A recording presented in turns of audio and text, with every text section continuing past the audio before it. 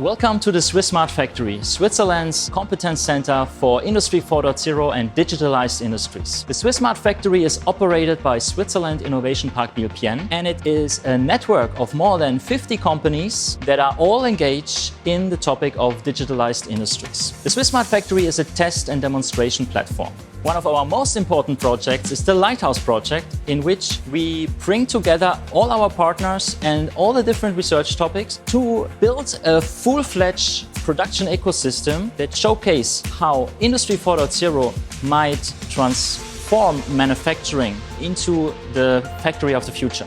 This is our manual working station we developed for showing you what is feasible with AI. Here in that case, we're using machine learning and picture recognition to recognize the parts which are over the place and to help the worker to build this product together. So here we have another manual working station. This is equipped with a pick-to-light system. So this is a system where you can teach very easily to make worker instruction. So this is a very flexible system which will help your worker build the different products you have to build over the week. So this is our Laser as a Service project, where we use a very large funnel collaborative robot.